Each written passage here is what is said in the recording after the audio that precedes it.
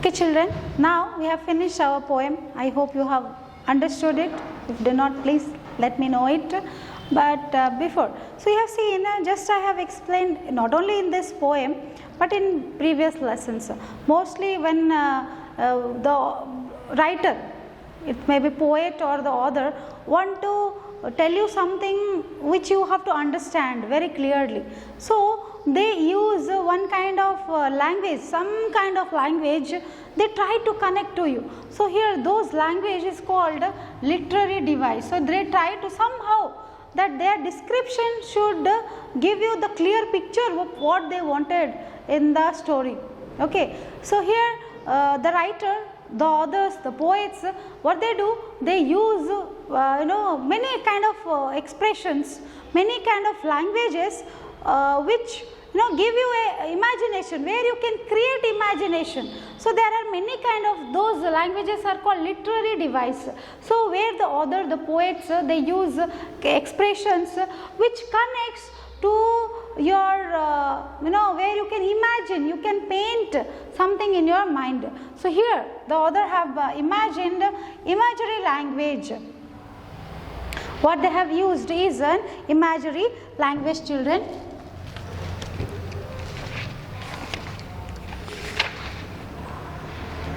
So yes, the literary device used here is imagery. Okay children, so what is imagery you may have? Why? How I came to know it's imagery, or how you will? So if you see here, they told you to imagine something and they told you to connect, where you have to imagine how I have fought with a dragon, and I have dined with the king. So here imagination, you have to imagine many things in that. So such kind of literary device is called imagery, where the author's use of language that appeals to the five senses, understand, to help the reader paint a picture in their mind. So imagery is nothing but where you can connect those language to your five senses. Have any idea, students, what are five senses? What are the five senses in us? What is that? Yes, touch, taste, smell, sound, and what is that other one? Touch, taste, smell, sound, touch, smell. Yes, I forgot. Touch, taste, sound, smell, and taste. So these are the five senses through which the author tries to give connection, where you can understand how it goes. You can paint a picture. You can imagine in your paint a picture is nothing but you can imagine that picture through when they give this connection with their senses. So that is called imagery. What is imagery? It's a literary device, it's a language. So like this there are many. So like simile, you have come across simile, hyperbole, personification, and imagery is one. Alliteration is there, onomatopoeia is there. There are many kind of literary device what writers they use.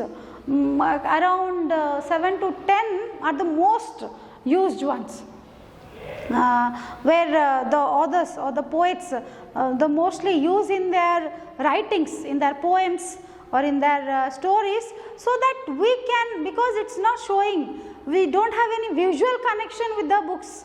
Okay, so how can you connect? By feeling those words. How can you feel when other authors or the writers give you any connection? So here the connection with, in this particular poem, imagery, where the author, the poet has used five senses. Okay, I mean from that only one is used actually. Okay, but so that you can get used to it. So we can find it. Okay, so here what are the how? So here they use the senses so that lot of details they can add to the writings. So one is, as I said, touch, smell, sight, sound, taste, 1, 2, 3, 4, 5. So let's start with the first one, touch. So it shows how it felt. For example, soft, bumpy. If you remember the bumpy roads, how they gave, so that you can imagine really how it is. Okay, so through that touch, we have this word bumpy in our poem, children. Bumpy and bent, bump and bent there. So do that. So it explains how it felt. So we can express through our feeling of touch. Soft, rough also comes. So next word is smell. Next sense. So how it smelled? Stinky, clean, or you can say sweet, pleasant smell. So that this can express with the smell. Okay. Then third one is sight. How it looked. For example, shiny, brighty, such words, or dull. Such words will explain through sight. Okay. Sound. How it sounded. Sizzling, booming. The thud sound. So such with any description of sound words. So it will tell you you can understand, okay, such kind of sound.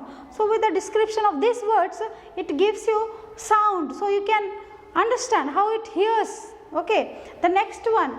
This is the fourth. Sorry children. 1, 2. Fourth one. Sound. Then the fifth one is taste. How it tasted. Spicy, sour, bitter, or salty. Such words. It will. How can you understand that? Through your taste sense. So this will explain through such words. So these words, soft, bumpy, stinky, clean, shiny, dull, booming, sizzling, spicy, salty, sour, bitter. So such words are the words under imagery. So imagery is nothing but through senses. We are able to understand those words through our senses. When they give the sour, so we can connect the taste over there. So the word is connected to imagery. So the writer is trying to give us more connection with the writing up, with the whatever he is writing with such words. So understand now? So such literary device, mostly every writer, a good writer specially uses literary device to give the reader a good connection with a book or with the story or with the poem. So we have to understand. So one I have explained you in our further classes. You may come across simile, hyperbole, or personification. As I said, alliteration, onomatopoeia. So we are going to see, or else in one separate class I will explain you all this. What is this? For present, this poem where you have imagery, how you can sense those through our five senses, you can understand the poem better. So this was about imagery. Okay children, read the poem thoroughly and practice it well.